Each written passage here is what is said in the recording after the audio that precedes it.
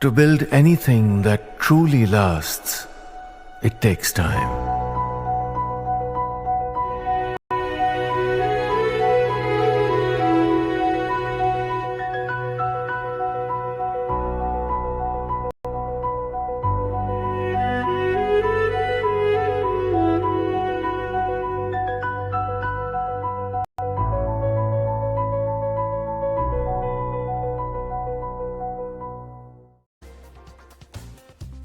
Welcome back. You're still tuned into Market Cafe right here on ET Now. And to understand the entire tariff saga and what this means for global markets, we are now joined by Mr. Arvind Sanger, Managing Partner at Geosphere Capital Management, now joining us.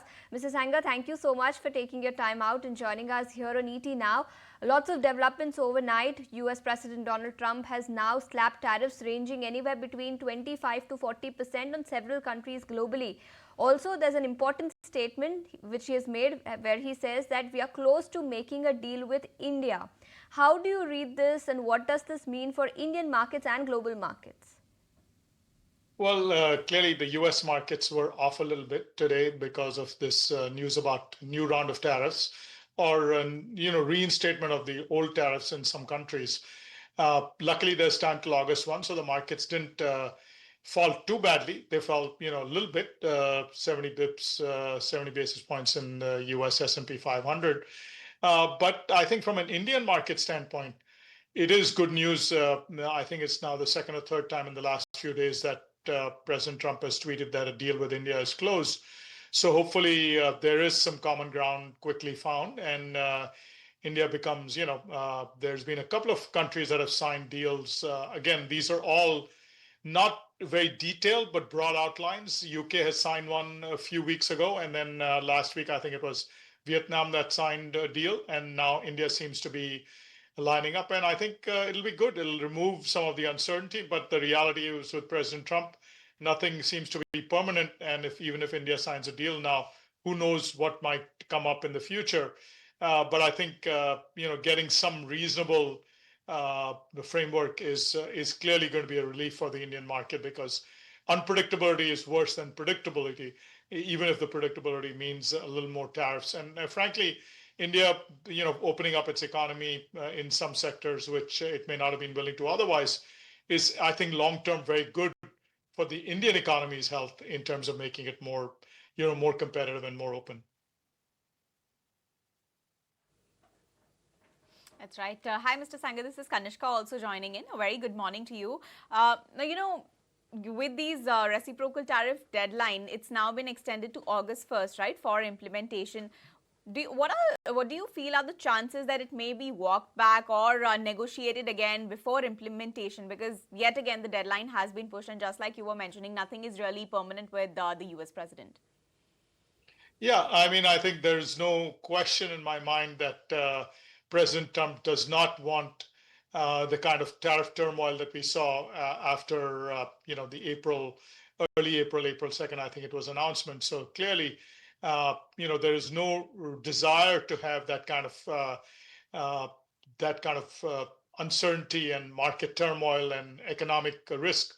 So I think what President Trump is doing is trying to put some numbers out there to, as they say, focus the mind of some of these countries like Korea and Japan, to name the two most prominent ones of the ones named in today's set of new tariffs announced. And so, if that helps to focus the minds of both sides to try to get a deal, there's some time. But my sense is what President Trump and his team are realizing is that it's easy to announce these big negotiations, but these negotiations are tough, and there's a reason why trade talks take years, and these guys are trying to compress it in weeks. I wouldn't count on August 1 as the last final chance. Maybe it is, but maybe it's not. So far, as we've discovered from the taco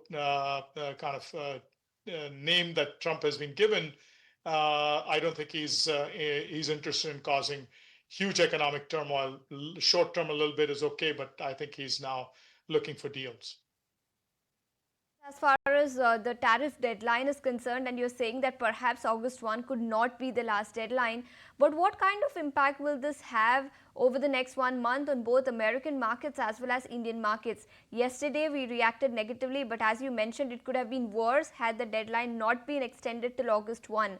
But now going forward for the next 1 month, or at least till the 1st of August, what kind of course will US markets and back home Indian markets follow for the next few days? Well, assuming that there are deals coming from India and maybe EU and maybe a couple of other countries, then I think the U.S. markets should settle down and not be too unsettled.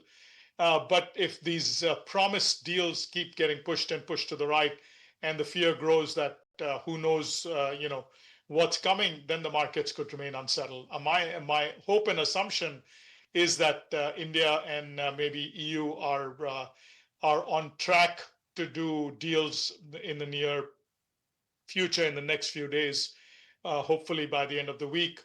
And if that happens, then the Indian markets, to be more specific about the Indian markets, should do fine. I think the focus really, tariffs is in my opinion, a sideshow. Once we get whatever the tariffs are, some deal on the table, the real issue for the Indian markets is going to be the monsoons are fine. But the economic fundamentals, whether it's auto sales growth or other short duration factors that we look at, the data is not extremely encouraging in terms of a strong earnings quarter ahead of us. So I think that the earnings will and the commentary from the corporates will be determining, more importantly, in my opinion, as to what Indian markets do in the coming weeks, rather than the tariff news ebb and flow. That's right. So apart from the tariff deadline and the news flow on tariffs, we'll be tracking earnings and the management commentary going forward for the cues for the Indian and global markets. But on that note, Mr. Sanger, we'll let you go. Thank you so much for joining us this morning. Great chatting with you. Thank you.